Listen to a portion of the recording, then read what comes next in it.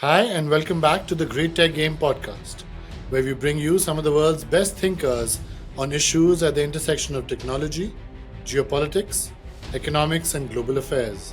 If you tuned in to our last episode, you'll remember our conversation with Max Smeets, where we explored why such few states are able to succeed in building effective military cyber forces, and how ransomware has evolved from a crime into a national security crisis. Max told us about the frameworks he has developed that help us understand these shifting dynamics of ransomware and cyberspace. Today's episode is really a continuation of that story, but this time we zoom in on the actors behind the chaos. We are joined by journalist and author Geoff White, who takes us into the field and maps out where certain cybercrime networks function, both geographically as well as in cyberspace. While Max introduced us to the architecture of such groups, Geoff tells us in depth who these non-state players really are, how they operate across borders, and how technology has become their key enabler. Together, the two episodes form a panoramic view of cyberspace and cyber warfare, where both state and non-state actors are tussling for power and dominance. From the Russian ransomware economy to North Korea's infamous Lazarus group, the Southeast Asian and Western African fraud networks, Geoff helps us understand how digital tools and networks have given rise to these cyber groups and why governments are struggling to keep up. I hope, like other conversations, you enjoy this one too.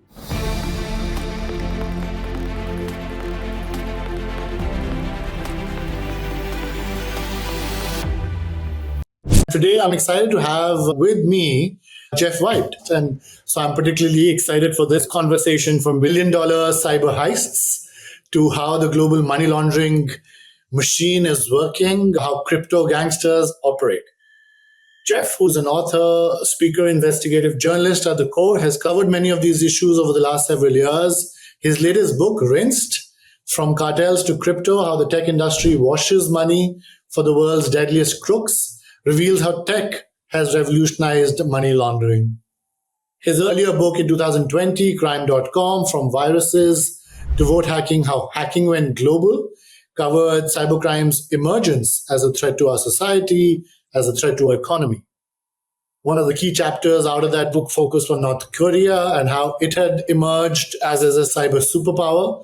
And that particular piece, I believe, Geoff, got adapted by BBC into a podcast series, The Lazarus Heist, that eventually got turned into a book called The Lazarus Heist, From Hollywood to High Finance, Inside North Korea's Global Cyber War, which was published in 2022. Geoff has also written and presented two other podcast series, including The Dark Web, which looks at the shadow internet created by the US military. So I'm excited to have you with us today, Geoff, as we delve deeper into the world of technology, cybercrime, espionage, and cyber warfare. So welcome. Sure. Thanks for having me. I wanted to start off, even in my own book, The Game, I obviously would have been remiss if I had not covered the Snowden leaks back in the day. And that's really a departure point I want to use for our conversation today.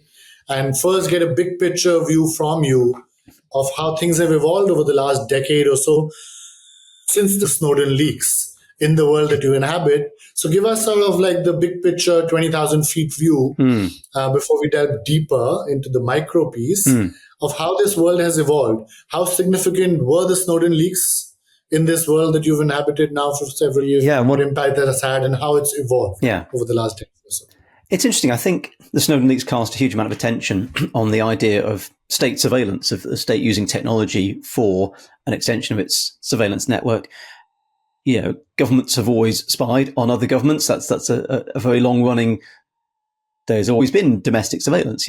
Governments are entitled to, in certain circumstances, surveil their own citizens if they think there's going to be a big problem there. I think what Edward Snowden sort of pointed out and highlighted was the idea that governments could use these new forms of technology, these new forms of communication, of social media and so on, to surveil en masse. The other thing that I think is really interesting that it highlighted was that jurisdictions working together can do things that working on their own they would not be able to do. So, for example, in the US, there are quite strict rules around how the US government can surveil and monitor and intercept comms communications of its own citizens. Well, of course, we don't have those rules. If you're a US citizen, the British government doesn't have particular rules around in the same way that the US does around how it treats American citizens, and vice versa. There's things the British government can do to British citizens and things it can't. The US government obviously has different rules. So what was interesting about those Snowden leaks was seeing how the two governments worked together to kind of cover each other's gaps, as it were, and enable that kind of mass surveillance. Yeah, how the NSA and the GCHQ really There's used each other. A joint cell between the two of them operating out of the UK. So it's really fascinating. But the other thing is, in terms of the sort of broad trends, you've got to sort of see the Snowden leaks in terms of what was happening more generally, in terms of governments realizing that the kind of cyber operations I think they've been doing up until that point, the cyber espionage, basically digitally packaged versions of what they'd always been doing to spy on their adversaries, to gain information advantage and so on. Suddenly there were loads of other things that you could do with cyber. You could do that espionage. You could also do economic damage to your opponents. You could also gain economic advantage over your adversaries, and in some cases, friendly countries as well. You could also use technology to spread disinformation, which is obviously what happened famously during the 2016 presidential election, particularly interesting example of that. You can also use these kind of cyber tools that criminal gangs were using to damage or degrade your opponent's infrastructure. You can launch cyber attacks, denial of service attacks, ransomware attacks, encryption attacks on your opponents. And the great thing about all of this for governments is there are very few rules that apply in cyberspace. There's no sort of Geneva Convention about what you can do. There are some rules, but they're quite woolly. And secondly, even if there are rules, it's very difficult to know which government's doing what, because there's always deniability. It's quite easy in the tech world often to carry out an attack and put a false flag on it, make it look as though it's another government, or make it look as though it's a cybercrime gang operating. So lots of space for governments to move around in this area now. And some people have called this the golden age of cyber espionage as well, because now devices are in the hands of everyone. And so, as you rightly say, many aspects of this tech have not only enabled the scope of what you can do, like the range of activities that you can do, both economically, militarily, geopolitically, and otherwise, but also has really deepened how far and how deep you can go, right? But as we now look at the world, right, Geoff, about a decade in from the Snowden leaks, which really brought this into the mainstream conversation a lot more, help us map out what the world looks like, right? So everyone's familiar with, if you look at a military map of the world, the US military and the Chinese military and the Russian one and the British one and, the Indian one and so on and so forth. But let's try and create a cyber version of them. As you mentioned, there are state actors, there's deniability, and then there's all these non-state actors, much like what exists in the world of terrorism. There's a lot of non-state actors here. But map out for us, if you can draw out a map for us of what that set of groups look like, right? What are those major players today that exist? What does that geography of cyber look like today? It's an interesting question. I mean, I think if you look from a geopolitical standpoint, and as you said, a military sort of standpoint, and you look at how the world is divided up, you obviously still have NATO. NATO's gone through some interesting changes, thanks partly to the re-invasion of Ukraine by Russia in 2022. And then you've got sort of powers that seem to be aligning not against NATO, but seem to be coalescing around the idea that we need another sort of power structure here. So obviously the classics, Brazil, Russia, India, China, the BRICS countries. And you've also got players like Iran and North Korea kind of feeding into this sort of power brokers in the region who are trying to sort of exert power. I don't think that the cyber world maps particularly well onto that. Obviously, NATO involves a lot of countries. Cyber cooperation doesn't neatly, I don't think, map onto that NATO sort of grid, partly because you've had, in the intelligence world, the so-called Five Eyes agreement, which would be the UK, US, Canada, Australia, New Zealand, which has traditionally been a sort of big intelligence hub that's come together. That, again, has moved into cyber, and there's big cyber cooperation on there that doesn't include a lot of other sort of NATO members.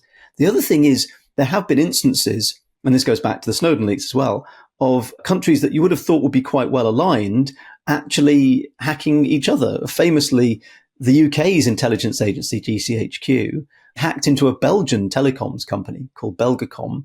And now they were doing that, they felt, for good reasons. They were trying to surveil threat actors, including potentially terrorist communications. But this is Britain hacking Belgium. The two countries are geographically and politically and culturally quite close together. Yeah. So again, you get these things in cyberspace where things can happen that really would not be acceptable in non-cyberspace. Again, looking at those countries that sort of on the opposite side of the fence, if you like, as I say, the kind of Russia, China, North Korea, Iran, all that kind of thing. I don't get the sense there's a huge amount of cooperation in cyber means around that. You tend not to see that. One of the things I was quite surprised at when we started looking at North Korea and North Korea's cyber operations was the fact that there wasn't, as far as we could work out, a huge amount of cooperation between North Korea's cyber army and the forces in Russia and in China. You see occasional collaborations, but it didn't feel like they were embedded within each other. Compare that to what's happened again since Russia's reinvasion of Ukraine in 2022, where North Korea is giving apparently missile technology and materiel to Russia to use. On the cyber side, it doesn't feel like those alliances are happening. So it doesn't neatly map. The cyber side doesn't neatly map on the picture, the map that you've talked about in terms of military power. No, that's a great, I think that's a great point, right? I mean, it's a absolutely different world, right? Fractured and maybe sliced and diced in much different ways than how the traditional military alliance and military grouping and geopolitical friends and foes and allies are mapped. But talk to us about the non-state players as well, right? If you were to look around the world, what are those major players? But map out, like if you were to like literally create a map of the non-state great sort of most important cyber actors in the world today. Yeah. What does that look like? In terms of non-state, it's interesting. Lots of countries have their own sort of local hacking industry, if you like. Some really interesting stuff around that comes out every now and again around South America. And countries in South American hackers within those countries going after particular institutions. And I do worry that being based in the UK, you know, my view tends to be skewed towards certain countries and certain activities. So there's a global hacking scene. But if you had to sort of identify the kind of larger non-nation state groups, there's sort of three, I guess, that I'd pull out. The first would be the sort of Russian cybercrime economy. Very, very well developed. Has been going around for, I think arguably say about 20 years now, developing very sophisticated cybercrime tools, making huge amounts of money. Ransomware alone, you know, the scrambling of data and then charging a ransom to unscramble it by hackers. That last year was $1 billion annual industry. It's the first, it reached the $1 billion level of ransoms paid for the first year. And by the way, that's just ransoms we know about. It's probably more than that. So that Russian cybercrime economy is interesting. And again, that ties in with the nation state stuff. It's felt, I think, and I think a certain amount of evidence behind this, that the Russian government allows Russian cybercriminals to act so long as they're not attacking Russian targets. And particularly, again, since the Ukraine invasion, the idea that, you know, the West is less generally a target. And if you're doing cybercrime against Western targets, you're helping the war effort almost. The other two groups I'd pull out, first would be West African fraud networks, increasingly technologically advanced, particularly around their money laundering activities. A lot of the fraud you hear in terms of romance fraud, you know, people being seduced on dating apps and then defrauded of their money. A lot of that's driven by these West African crime gangs, particularly a group called the Black Axe, who originally started out in Nigeria. Business email compromise fraud, where businesses get defrauded by hackers who send phishing emails and fool them into sending money to bank accounts that have been created by the hackers. A lot of that is that West African crime. But also it goes way beyond that. There's all sorts of branches really to that sort of West African crime network. And the third thing I'd pull out would be the kind of Southeast Asian fraud networks. Again, a lot of sort of romance fraud and this horrible phrase pig butchering, which is a sort of hybrid between romance fraud and investment fraud, scamming people and getting them involved in investment programs, but using romance fraud techniques to get those victims involved. Again, springing out of Southeast Asia, partly because I believe the money laundering networks in Southeast Asia with underground casinos and the use of cryptocurrency and badly regulated sectors like that is allowing that money to be washed through. So if you had to look at the main players in terms of sort of organized cybercrime, but not states, I think that's the ones I'd pull out. There's probably ones I've missed, but yeah. No, very interesting. And any places particularly within Southeast Asia that this is centered out of? Yeah, no, there's a fascinating sort of story around this, around the activities of China. China has outlawed gambling. Gambling is illegal in China. There's also restrictions on cryptocurrency in China. What that's done is sort of driven people in China who want to gamble and invest in crypto out of the country, but not too far out. And so they've set up shop, it seems, in countries like Laos, Cambodia, the Philippines, to a certain extent, Thailand, sort of areas where there's really very little regulation, where the government struggle to crack down on this kind of thing. Sometimes the government seem, frankly, quite complicit in this, allowing these people to move in. And so those countries sort of gathered around Southeast Asia, all around Thailand, basically seem to be hubs for this kind of activity. And there's a people trafficking element to this as well. People are trafficked in to some of these countries to perpetrate the scams. They're then forced labor to carry out these scams. And there's been quite a lot of coverage of this recently. It's starting to get in the news a lot more. It's an absolutely fascinating sort of crossover between multiple different crime types and economic trends, if you like. Yeah, no, fascinating. You don't mention, so you mentioned Russia, West Africa, and Southeast Asia. You didn't mention anything in North America or Western Europe, where one would think that technologically being the more advanced regions of the world, you would think that non-state actors there also would be amongst the strongest. Yeah. Yes, there are. There are definitely networks of fraudsters and of cyber criminals working in those countries. As I say, every country's got its cyber criminals within the country. In the UK, for example, we seem to have quite a large problem with younger people, particularly younger men, getting involved in sort of extortion type tactics, hitting companies with denial of service attacks, swamping their servers, and then demanding a ransom in exchange. The sense I get from the UK is we seem to be providing quite a lot of services, cybercrime services, to other people. So UK individuals will create money laundering networks, will create denial of service services that other people can rent out. The reason I brought out those examples I talked about was in terms of organized, globally significant organized networks. Those are the ones that I see. There will be other cyber criminals in the UK and the US. It's just I haven't myself come across the kind of overarching, structured, organized networks. It seems to be more ad hoc groups of people working together from what I've seen and what I've read. Yeah. No, great. Thanks for sharing that map. Now let's start to dig in, right? So your earlier book, The Lazarus Heist, and podcast, let's get into that, right? So tell us about that group, what it pulled off in Bangladesh, and then how it proceeded with the proceeds of crime post that. Yeah. And why was it so significant? Why was, that podcast such a hit? Tell us about that as well. Yes, well, the North Korea has a cyber army, which reportedly is something like 6,000 people. I don't know whether that figure is entirely believable, because of course it partly depends who you define as a cyber army operative. There's loads of people who probably support and back up those people. I don't know. Anyway, and also it shouldn't surprise us that they do. I mean, India will have government cyber operatives. The UK has them. The US will have them. Government employed hackers is not a new or novel thing. The difference with North Korea's hackers, it's alleged, is that they are going after money. So unlike a lot of other government hackers who are looking mainly for information, for informational advantage, it's said that North Korea's hackers are going out to gain money, to actually steal money from banks, financial institutions, cryptocurrency firms. And they're doing this because North Korea has been put under sanctions, because North Korea keeps testing nuclear weapons and launching missiles. So it's running out of money, and it's put its hackers on the send to bring in money. And that's really the story that we looked at in the Lazarus Heist podcast with my co-host Jean Lee, and also with the book that I wrote afterwards of the same name. Absolutely fascinating. The methodologies are really fascinating. The famous hack, I think, was from 2016, which was the attack on Bangladesh Bank, the National Bank of Bangladesh. It's an attempted theft of $1 billion, which, had it happened, would have been hands down the biggest hack of all time. It was a remarkable effort. Through a series of mishaps and mistakes, the hackers luckily didn't get that $1 billion, but they did get about $80 million, which they then proceeded to launder through the Philippines, through money laundering networks in the Philippines. So sort of tracing the path of all of that was super interesting. That case, that is 8 years old. So it's a fascinating case, but it's 8 years old.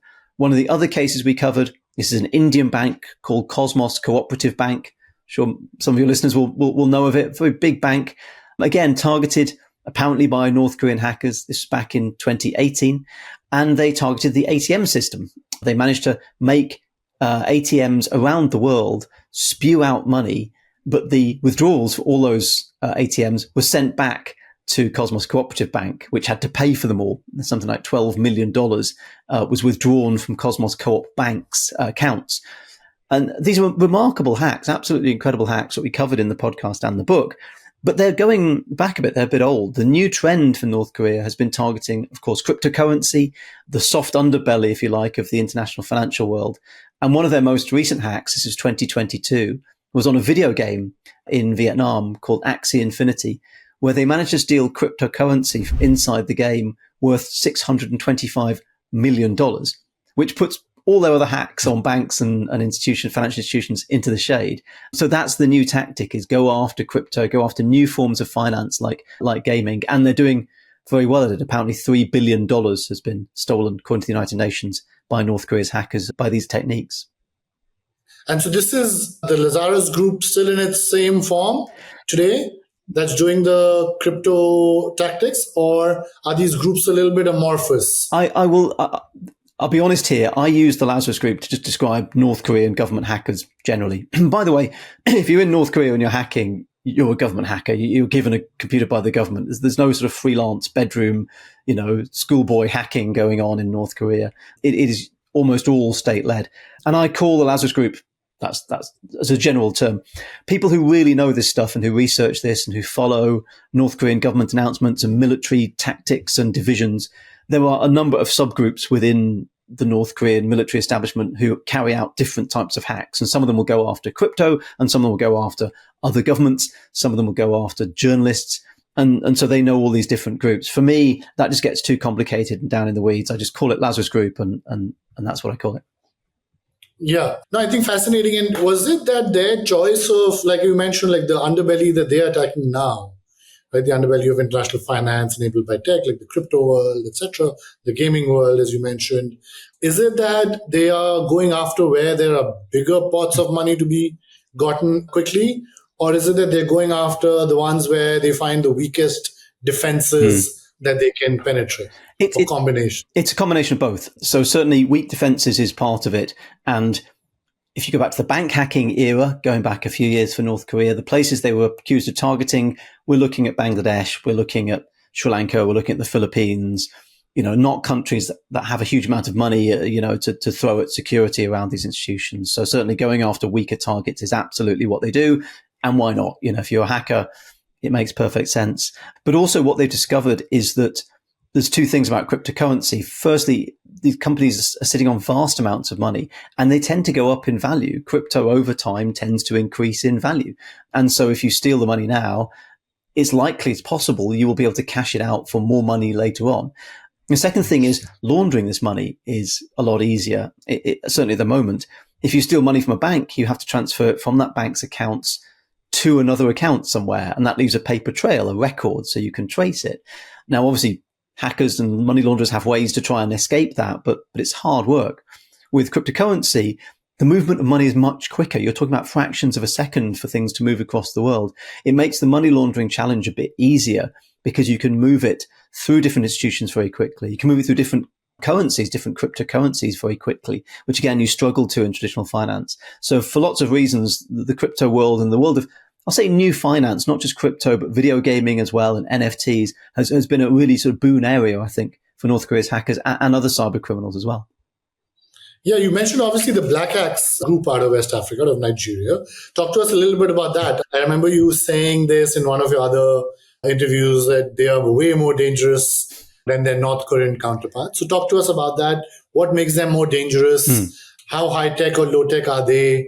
And what are they currently up to? Like, what are some of their motives? What are some of their current attacks that they are planning or have undertaken recently? Yeah, it's interesting. The Black Axe are a fascinating crime group. And whether they're more dangerous than North Koreans, thinking back on that, I think it depends who you ask. Obviously, there are people who are incredibly scared of what North Korea might do with its nuclear weapons that it's been developing. And so in terms of existential dangers to the world, North Korea is up there. But in terms of widespread crime types and impact on people's daily lives, I think the Black Axe, I feel, is way more of a threat, I think, for most people most of the time than the North Korean hackers, simply because the Black Axe are a fascinating, what I call a polymorphic crime enterprise, in that they take on a different hue depending on where they pop up. So they do things like white collar crime. I've talked about the romance fraud that they do, but also they've been implicated in people trafficking in West Africa, prostitution in southern Italy, cartel drug dealing in Sweden, currency counterfeiting in Argentina, high value car crime in Canada. It's a really fascinating sort of set of crimes. The origin story of Black Axe is really interesting. It didn't start out as a crime gang. It started out as a movement for emancipation of black people, for black rights in Nigeria in the 1970s. And as Nigeria's economy struggled in the 1980s, the Black Axe movement sort of morphed into becoming this criminal enterprise and started getting involved in Nigeria's quite febrile political scene around that time as well. And what's emerged out of that has been this remarkable community of people around the world who are able to cooperate on these different types of crimes, defrauding individuals, defrauding businesses, creating these kind of criminal networks of people trafficking, as I say, and forced labor. But at the heart of all of that, of course, is money. It's all about making money. And when you make serious money as an organized criminal, you need some way to launder it. And that's, again, where the Black Axe comes in useful. You've got this international network of people working all across the world in different countries. If you have a victim in Frankfurt in Germany that you want to defraud, well, there'll be a Black Axe person somewhere in Germany that you can use to help you get a bank account that the money can be put into. And that individual can then transfer it to a Black Axe operative in Dubai, who can transfer it to somebody they know in China, who can transfer it to another Black Axe person in the US. Before you know it, you've gone through multiple jurisdictions to launder the money. And that makes it so much harder for law enforcement to sort of track it down. And what ties that community of people together are these kind of cultural links around the Black Axe, a sort of clan links, I suppose you describe them as, tribal links, but also threat of violence, because a lot of Black Axe people are quite well connected. They know where each other's families live. They can put pressure on in that way. So they're a fascinating group. And as I say, just into all of these different types of offenses. And are these groups, specifically, let's say the Black Axe, but maybe even their, some of their peers, let's say, are these very centralized organizations? I'm thinking, in my head again, like to draw the distinction between, let's say, a terrorist group that might have, cells around the world, around various countries, and you look at their structure and hierarchy, usually you have a fairly pyramid type structure. Would you say that organizations or networks like Black Axe are similarly sort of centralized as well, or are they really structured in very different decentralized ways? Yeah, from what I've seen, there's a great researcher, by the way, called Gary Warner at the University of Alabama, who writes a lot about Black Axe and how the whole thing works. If anybody's interested, his work is really fantastic. I recommend having a look at his stuff. He's on LinkedIn and posts quite frequently. He's worth following. What he talks about is the idea that there are these zones around the world. Black Axe has zones. So I think the UK and Ireland is a zone. There's a North American zone. They may well, almost certainly will be an Indian zone, or in that region there'll be a zone. And so there's a zone head who kind of runs the affairs, and there's sort of chief treasurer, and there's somebody who kind of, does the enforcement sort of side. So it all sounds very kind of organized at that level. However, other people I've spoken to describe Black Axe in quite an amorphous way. People will swarm together. They'll come together to perpetrate a few crimes. They'll work together for a while. They'll make some money, and then they'll split up. So it seems that it's not the most rigid organizational sort of structure. It's quite fluid. People can come together, but when they do come together, it's clear: you work on this, you work on this. Right? We go to work, we make money. Great, that's it. We're done. So there's this ability to form and unform, which I find so super fascinating. That idea that you can trust somebody enough to work with them on one job and make a bit of money, a good bit of money, and then just vanish and break that connection and work with somebody else. It's a really interesting network of people. Yeah, it's the gig economy at play. Would you have a global head for this, typically? I'm told, again, Gary Warner says, yes, there's a global head, but it's interesting because of the way I've looked it up and concentrating on its activities in different parts. There is apparently a global head, but again, how much influence and power that person has is really interesting, because there are these different zones all around the world, and you can imagine there's struggles for power within them. So yeah, it's interesting. I would think so, yeah. Yeah. No, great. I think we've already segued in many ways into your latest book, Rinsed, where you talk about the cartels and how they're leveraging crypto today, and how as you've subtitled it, how the tech industry washes money for the world's deadliest crooks. Tell us about these deadliest crooks. Tell us about these bizarre people that you've spoken about, the bizarre alliances that you've seen emerge. Yeah. Tell us about that. Well, it's interesting. I think when I first started covering cybercrime, which many years ago now, I had this idea, I think, that computer hackers were incredibly skilled, gifted young people who, could type in a few lines of code, green text on a black background, like Neo from the Matrix, and the money would be gone and they could do anything. But over time, I've inevitably, the picture's a bit more murky than that and a bit less rigid. Computer hackers are very good at breaking into places. That's what they do. That's what the North Koreans do. That's how they get into banks and crypto companies, and how all the government's hackers work. But what's interesting is what I've found is that when the hackers get their hands, if you like, on the money, or their digital hands, if you like, virtually on the money, they're not necessarily so clued up about what to do with that, because the world of finance isn't the world of computer hacking. Computer hackers know how to write code. They know server vulnerabilities. They know how to do social engineering. But banking, international finance, account creation, recruiting money mules, making swift transfers, instant payments, it's all a different world. And so time and again, I found that the hackers started working with a separate set of people. The money launderers would swing in and say, well, I can help you move and extricate this money. That's my skill. You hack, I'll launder. And of course, as I started looking into this, I realized that it wasn't just computer hackers who were using the kind of high-tech laundering. Other criminals have realized that they can use exactly the same networks and techniques to launder their money. And it could be from drug dealing or prostitution or fraud.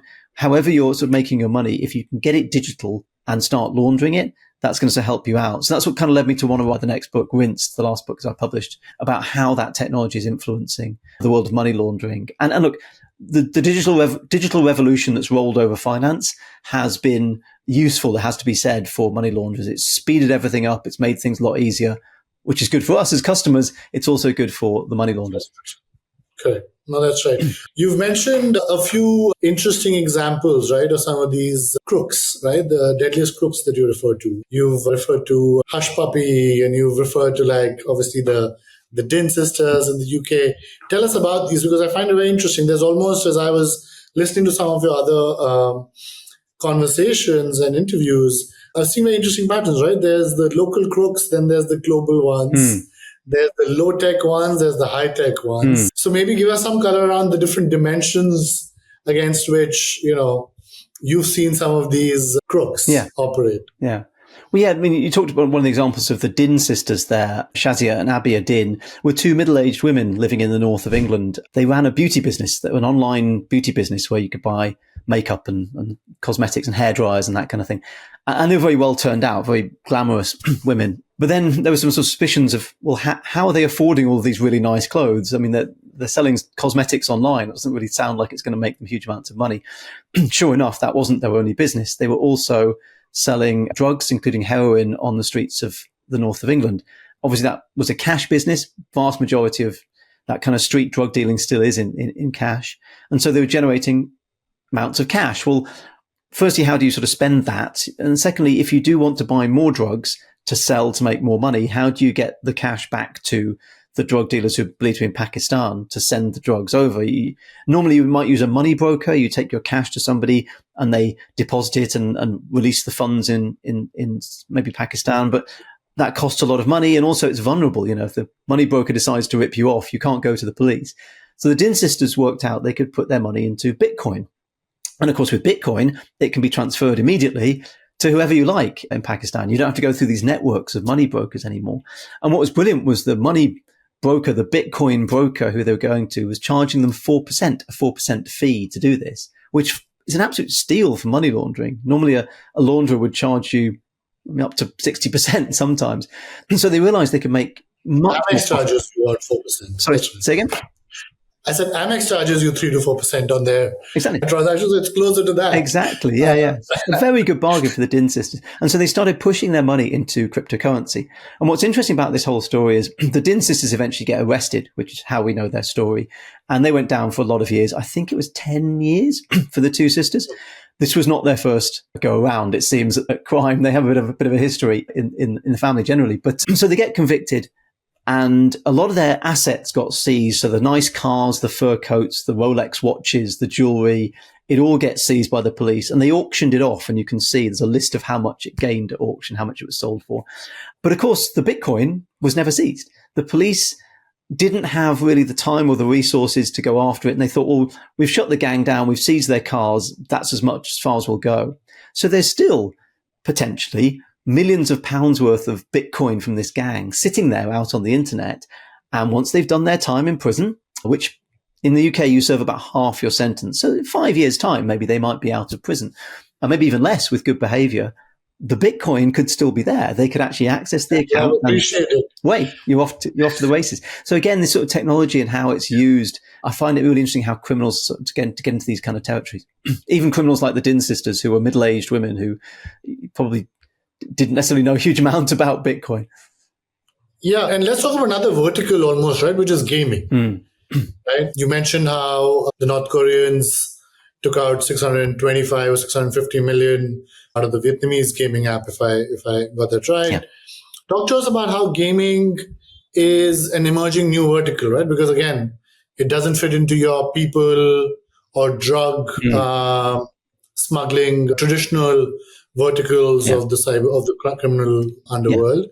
And it's a big issue that, many countries are facing. Again, even a country like India has many gaming groups, and the government is keeping a very strong eye on it. There are Chinese gaming apps that they've banned in India and things like that. Yeah. So talk to us about how gaming has intersected with this world of cybercrime and technology. It's interesting. There were multiple sort of links between gaming and cybercrime, and multiple ways that the two worlds sort of clash into each other. I think people, particularly who aren't gamers, underestimate the amount of money sloshing around in these games. I mean, the Axie Infinity game that the North Koreans are accused of hacking into back in 2022 was valued at $2 billion, that company at one stage, a vast amount of money.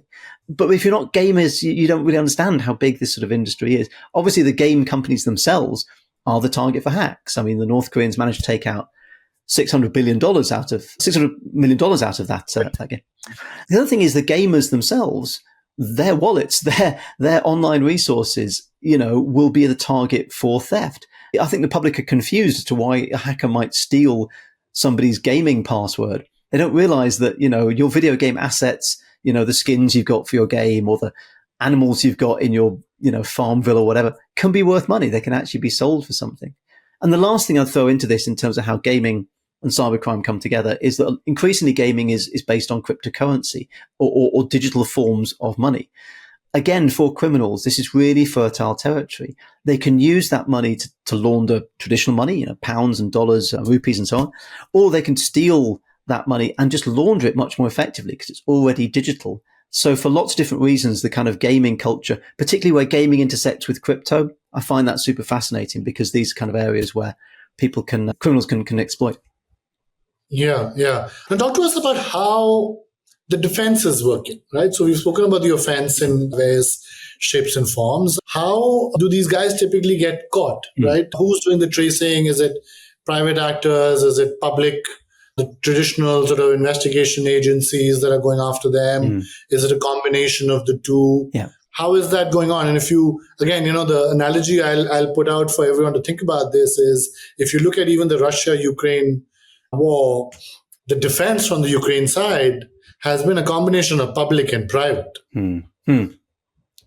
Right? Microsoft and Starlinks of the world have played almost as big a role as maybe the European nations or the US might have done to assist Ukraine, right? Etc. So talk to us about how the defense on all of this is working. How are these guys getting caught?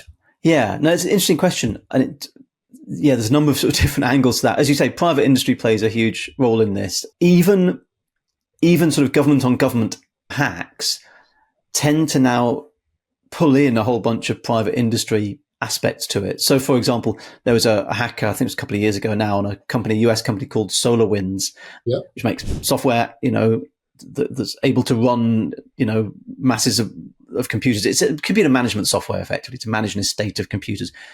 SolarWinds was hacked allegedly by the Russians and gave access to loads of its customers' data, including customers working within the US government. So that's a sort of state-on-state attack. If we believe what the US says, it's Russia attacking the US, but it's going through a sort of conduit of a private company. So as we become more and more reliant on technology, and as that technology falls into the hands, increasingly of private companies, it's private companies that are going to be the sort of target for this. In terms of sort of defense and how that works and how hackers get caught, it's interesting. I have a certain amount of visibility into this, and there's areas that I don't have visibility into. So, for example, the US, the UK, India, their governments will be again, we know this from the Snowden documents going all the way back to the beginning, will be hacking other countries constantly. It's a constant game of espionage. The vast majority of that will never reach my radar at all, because the hackers who do it are extremely good at doing it. They absolutely understand how you can do it without getting caught. They know which piece of information they want to get. They get it, they get out, they delete their tracks. That's that. So I'm aware that, the stuff that I cover and the stuff I talk about is the stuff that I know about, which is the stuff that, Yeah, it's like public source. Correct. Exactly. Yeah. You get given sort of tips every now and again as to what's going on. But as I say, a vast majority of hacking sort of goes on without people knowing. And a lot of the stuff that I cover is one government, for example, the US, will investigate a hack either on government resources or on its own private industry, and will put out a report or will put out an indictment, criminal charges, and so on. But what's frustrating is a lot of that's never tested in court. So there's multiple, the accusations against the North Koreans, you'll notice I've been saying North Korea is accused of. North Korea allegedly did that. We don't know. I can't say the North Koreans did, because no one's come into court and tested that. North Korea's not been able to give its defense in court. Now, that's partly because North Korea doesn't, I think, want to. But so in terms of how the hackers get caught, there's my visibility of how that happens, but there's also a whole bunch of stuff going on where there's probably attacks and counterattacks between hackers that I'm not privy to. Yeah, which brings me to the fate of crypto tech firms, right? As I was trying to draw the analogy earlier also, right, a few minutes ago, like when it comes to cyber defense, many governments are today relying on the tech firms, popularly known as the big tech firms, to help them, right? And become allies almost. So the US might say, oh, listen, Microsoft, I need your help in Ukraine. Or, hey, Starlink, we need your help in Ukraine. And so on and so forth, right? So they're relying many times on the big tech firms, governments, and there are probably examples around the world in China, in Russia, as you were saying, I'm sure in the UK and wherever else. But in this world of crypto, it seems to me that the crypto tech firms that are at least the bigger ones are unfortunately finding most of their founders going to prison. Yeah.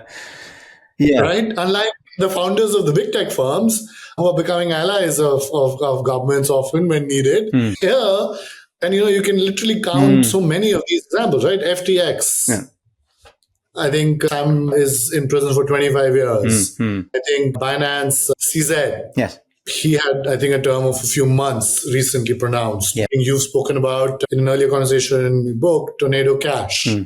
Right? What's happening with these crypto tech firms? Why are they so much under attack when it seems like that their big tech counterparts or counterparts in other verticals of tech don't seem to be under so much scrutiny and attack? What's going on? It's a very good question, actually. It started me thinking down an interesting line that I haven't gone down before. So I'm going to go with it and I'll see whether it makes sense at the end. Improvising on a podcast is always a good idea. But I think broadly speaking, if you're looking at the kind of Microsofts of this world, that's a company that's now old. I don't know how old. What is it, 40 years? Something like that? At least, yeah. I think from the 80s, right? Yeah. So about 40. So let's say 40 plus years. That's now a sort of traditional, it's a technology company. It's still innovating and doing AI and stuff, but it's quite a long established company. A lot of the crypto players that you're talking about, these are very new companies. They're sort of, they were startups just a few years ago. And so they still don't feel that they are entrenched sort of traditional companies. They still probably don't have a huge lobbying arm. They're still not integrated into government. There'll be ex-executives of Microsoft who are now in government. Likely there will also be people from government who are now in Microsoft. So, you have that sort of crossover. The crypto companies don't. They still see themselves, I think, as outsiders. And that comes to the next point I want to make, which is the other difference between the sort of Microsoft of this world and the Binances and FTXs of this world is that a lot of the people who are involved in these kind of new forms of finance have quite a strong libertarian streak within them, it strikes me. This idea of one of the key things governments do and control is money. And that's not necessarily a good thing. And actually, if you look back at the 2008 financial crisis, you might think that that's a terrible thing. Nonetheless, if we can wrest money away, if we can take money control away from governments, we can create this whole new world of finance, which might be fairer, might be more efficient, might be less discriminatory against people. So we can create this whole new world.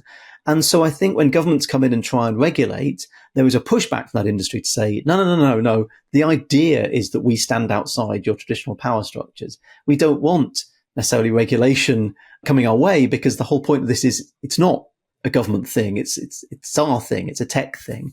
The other thing about this is that there's a sense of privacy and of freedom about cryptocurrency. The idea that this isn't controlled by one central entity, by one central government. Now, the downside of that, the problem with that, and what caught FTX out, so Binance out particularly, and to a certain extent FTX, was that's what money launderers love. Money launderers love these kind of lawless worlds of finance where they can get involved and move their money around. And unfortunately, cryptocurrency has provided that, as almost entirely the case against Binance seemed to be around allowing money laundering. You talked about Tornado Cash. Tornado Cash was what's called a crypto mixer, which mixes crypto together, washes it around, and spits it out to a fresh wallet address. Sure enough, that was used for laundering money. Notably, the money that was taken from that Vietnamese video game, Axie Infinity, was washed through Tornado Cash. Now, you would have thought people would then turn around and say, well, hey, Tornado Cash has laundered $500 million for the North Koreans. It should be shut down. It's a terrible service, and these shady people should be run out of town. But actually, the reaction from some techies and from crypto people has been to say, no, we need services like Tornado Cash. They're important for privacy. They're important for freedom of speech and for liberty. And if the price of that, literally the price, is $500 million of laundered money for the North Koreans, well, that's sort of how it goes. So there's this whole interesting extra dimension when you look at crypto around freedom of speech and liberty and privacy that I suspect you don't have so much in those traditional tech companies.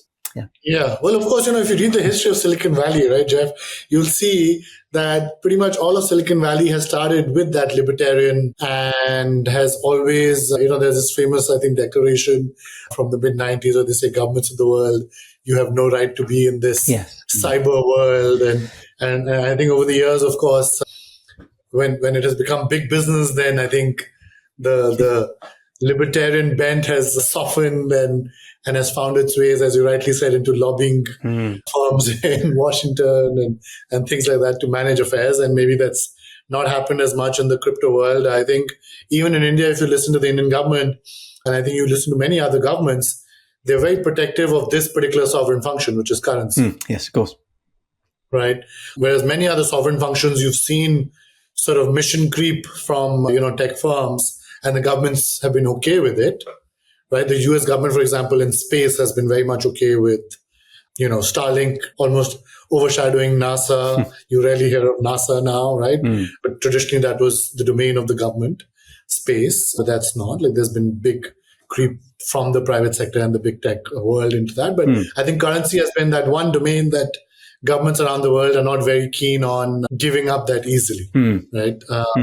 So I think it's interesting. The other tug of war, right, that we're seeing, one is obviously between the crypto tech firms and governments and regulators. The other interesting tug of war, as I've also called it in my own book, has been between traditional finance, traditional financial institutions, your massive banks, and crypto firms, crypto exchanges, etc. How is that panning out, according to you? It's interesting. I think it's worth just saying that crypto makes up a tiny proportion of as you're aware, of global transactions and global trade.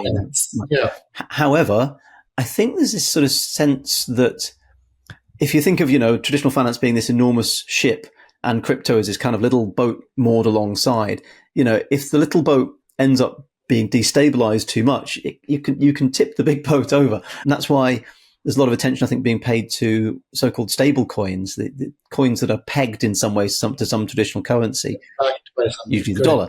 So you can have cryptocurrency, all the joys of cryptocurrency, of the fluidity of it and the movability of it, but with none of the sort of price fluctuations that make it so terrifying.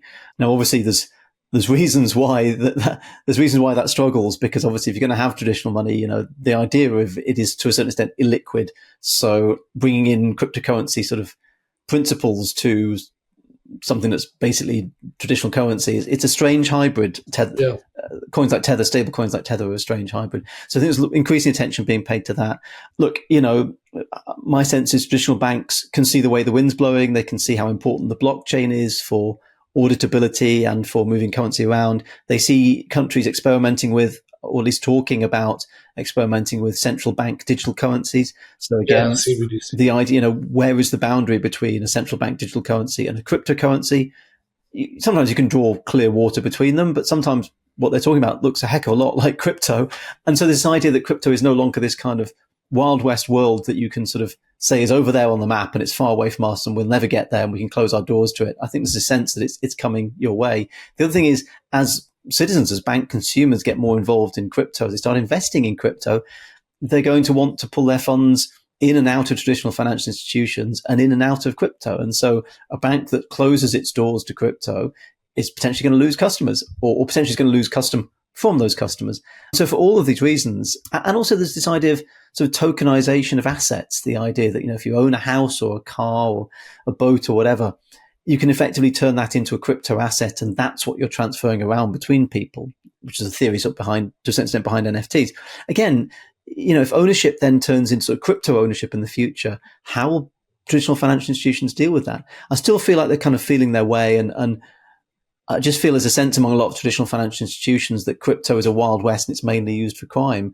There's a strange double life, this double think going on the one hand, whether there's that sense, but there's also a sense of, well, we have to get our heads around this stuff because we can see it coming our way. I don't know how it's going to bed down, to be honest. Yeah. And you find that, of course, some banks, some of the larger banks, at least the US banks, not as familiar with how the UK banks might be dealing with this new industry, so to say. But I know a lot of the large US banks have invested a lot in Bitcoin, have invested a lot in cryptocurrencies, etc. And part of it, I think, is to remain relevant in this new world and be relevant to crypto investors and people wanting to move their money in and out, but also as an early stage bet almost in a tech-driven innovation that they don't want to necessarily have this wave pass them by, etc. Let's move to how governments have been responding to all of these things that we've been talking about, Geoff. To cybercrime, to crypto tech firms that are becoming often conduits for sort of the bad actors, so to say, to leverage. In India recently, there was a platform called WazirX. I don't know if you've read about this, that got into big trouble, and the government's put its traditional arms of enforcement and investigation behind it, to protect the consumers whose money got taken out of this particular platform. How are different countries around the world, governments now, dealing with this, right? Both from a regulation, but also enforcement standpoint. Are you seeing different models emerge, different philosophies emerge? In terms of dealing with... Across the US, UK, India, China. In terms of dealing with crypto crime, crime enabled by some of these crypto platforms, all of this talk that we've discussed about, cyber, sort of ransomware, etc. This entire range of different sets of cyber crimes that, let's say, groups like the Lazarus group or the West African groups are undertaking. How are countries thinking of course, Colonial Pipeline is a great example of when the government also has to get involved because it's critical infrastructure that gets attacked. But talk to us about how you're seeing different countries maybe think through their responses here.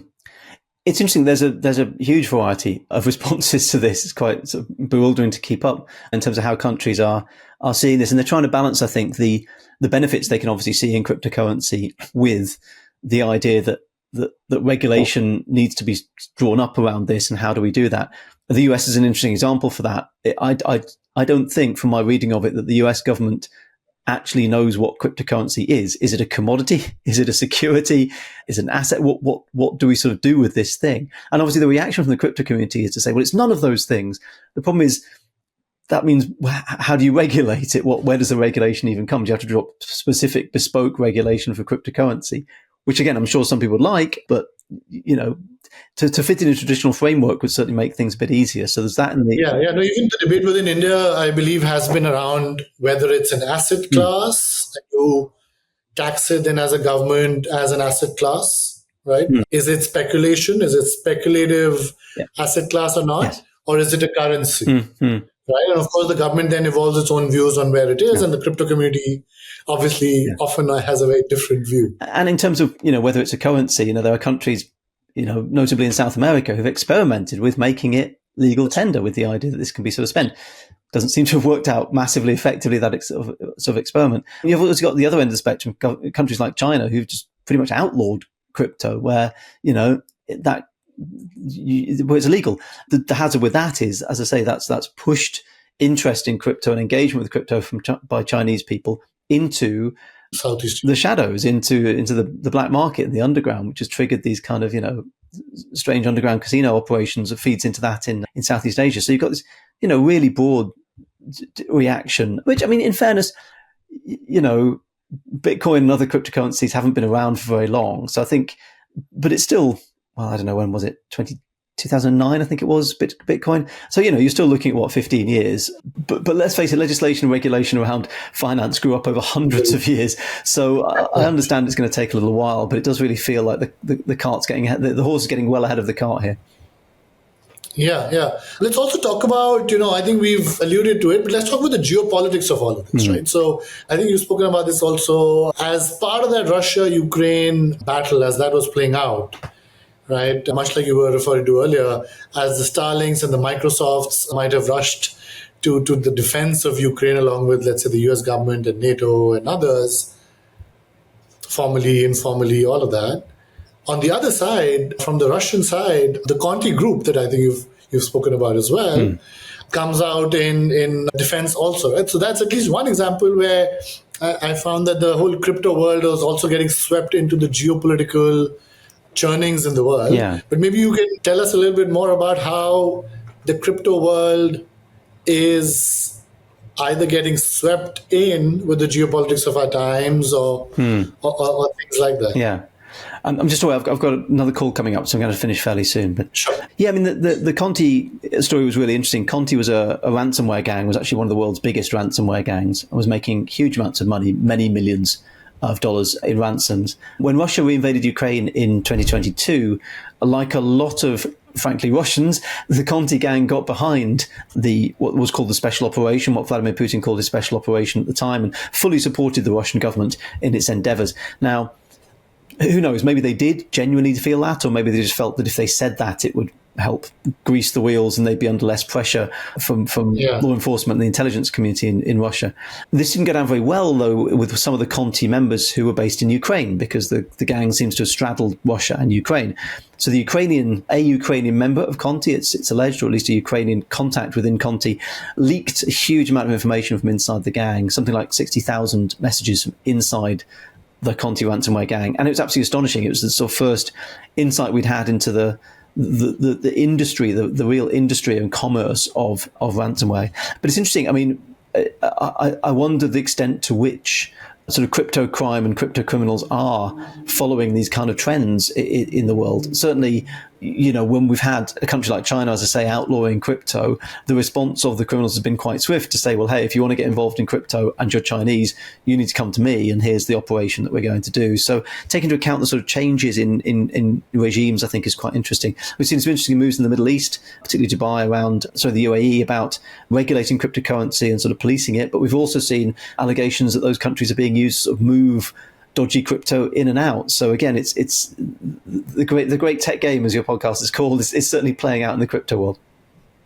Yeah. No, great. This has been fascinating, Geoff. Thank you for sharing, I think, a lot of the color around what is often a murky world and in the dark web, so to say. Thanks for shedding light on some of that. We end every podcast, Geoff, with two quick questions, which I promise will be simpler than some of the ones we've been grappling with.